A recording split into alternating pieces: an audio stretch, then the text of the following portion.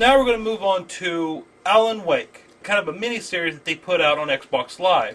It was a collection of 6 episodes. It followed a reporter that was going to Bright Falls, the place where Alan Wake takes place, and it's right before Alan Wake and his wife go to Bright Falls, and they actually end with the very last one, Alan Wake coming to Bright Falls. Yes.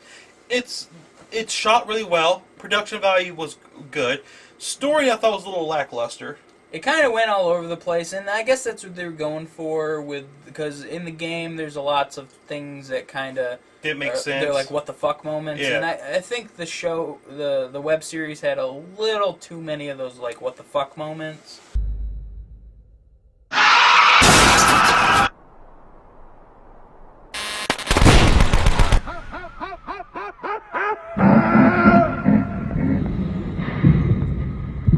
I love the idea of the Alan Wake prequel as like a set TV series.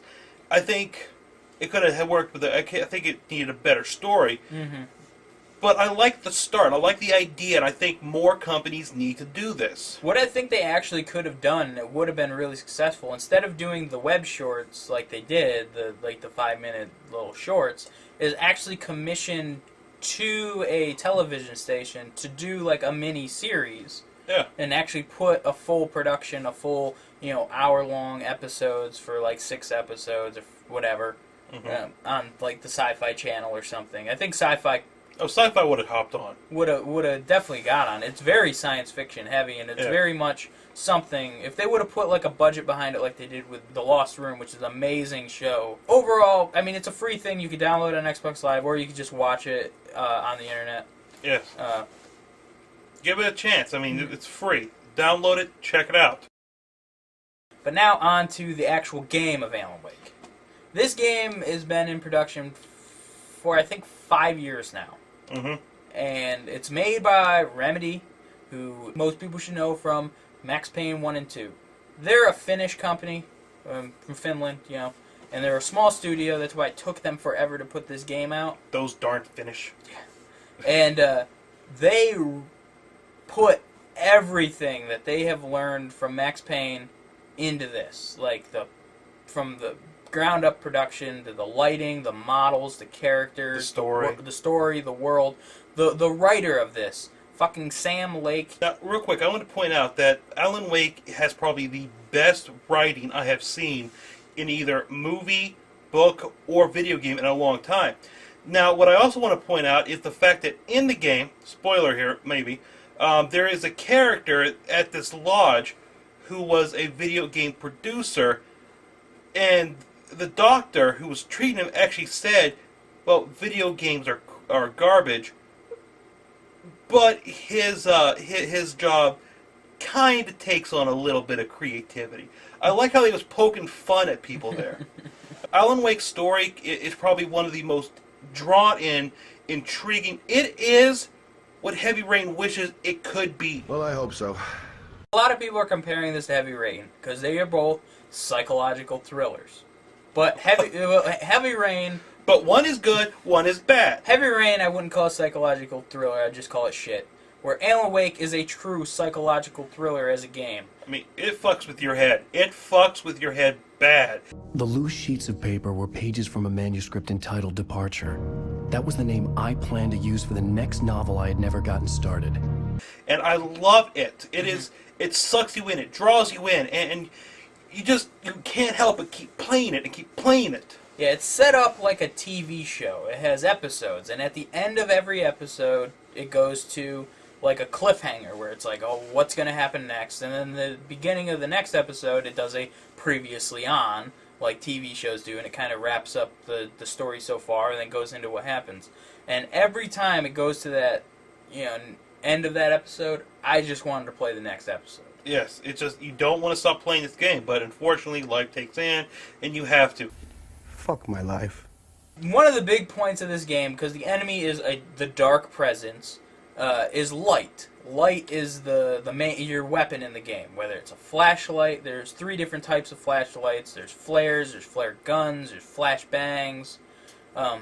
But you would expect that the lighting would be good, obviously, because the point of the game is light. It's not just good. This is the best lighting I've ever seen in any game, ever. It's for a horror game. I would call it's a psychological horror. Yeah. It's pretty. it's just pretty. No other word to describe it. The game looks really damn good. And you know what? And I love the way the light filters through objects and filters around objects, and you get these great rays that come off things, and the world itself is just really grand. I never saw any pop in, and you see really long draw distances, and you got the great wilderness, from the Midwest, wilderness in the background. Just really good looking. What were you gonna say? I was gonna say there's actually a few reviewers who complained about the entire time you're going around with a flashlight in the dark. You're fighting the dark. That's the point of the game. The flashlight is your greatest weapon. And it's like, well, there's too many times you're in the dark. Well, really? The whole town's being absorbed into darkness, and there's too much dark. What you just said is one of the most insanely idiotic things I have ever heard. Now, while we are talking praise about it, there are some things that we wish would have changed. For instance, there's no boss battles. That's a little disappointing. I mean, there's a boss battle at the very end of the game. Not really.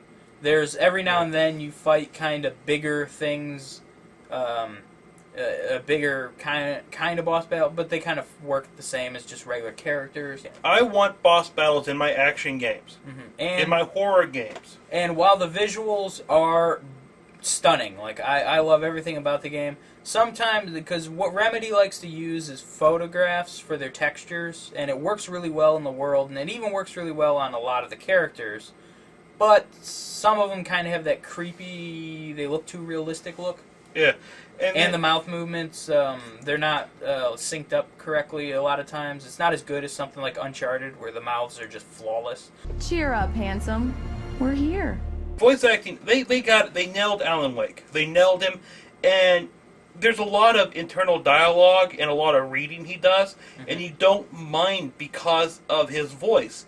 His voice is just the type of voice that you can listen to easily. Any second now, and Stucky would be knocking on the door with his axe like Nicholson in The Shining. And I highly, highly enjoyed all the dialogue and all the just listening to characters. The radio host. The radio host. There's different collectibles that are actually they fit within the game. Like you can watch TV shows on TV, which are kind of like Twilight Zone. Yeah, they're pretty much a Twilight Zone homage. Science. It bestows immortality on those who advance it to elevate all of mankind. Newton, Einstein, Sagan, princes among men. But the price for such a legacy is steep indeed. In Night Springs. One thing I really liked about Alan Wake was when he's by himself, he's all moody and grumpy. But when he's with his best friend Barry, he has this dry sense of humor that comes out with Barry, and it actually really the two play off each other really well. You feel like there's a history.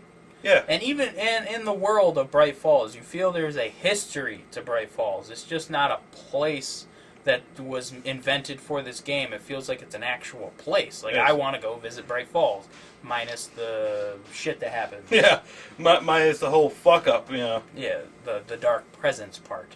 But like I want to get this out real quick about Barry and Alan. There's just one scene where Barry is trying to save the Alan Wake's cutout, which he stole from the. You're talking about the farm. Yeah, the farm. Where it's he stole it from the restaurant, but you're talking about it at the farm. It's like, I'm Alan Wake, and I'm all dark and moody, and it makes me mysterious and handsome. Ooh, I'm Alan Wake. I'm always right about everything. And if I don't get my way, I'll sulk all day long. I'm always intense and moody. It makes me very attractive and mysterious. Buy it. That's our recommendation. Buy it. You want this in your library. And it comes with a code to get the first free downloadable episode for free. Yes. So if you buy it new, you get a code, because they're going to release episodes afterwards. Hopefully they'll put them out in a timely fashion, unlike what Valve is doing with Half-Life. Come on, don't bullshit me. You can check out all our videos over at TuxedoCast.com or at MediaSlayerProductions.com. You can friend us on Facebook at Facebook.com/TuxedoCats and follow us at Twitter.com/TuxedoCats. For Two Guys on the Couch, I'm Joe. And I am George. And we'll see you next time here on the couch. See, bestseller? No reason to worry. Your cutout's good as new, right where I left it. I'll come back for it once we have the place secured. Yeah, that's been my biggest worry all this time.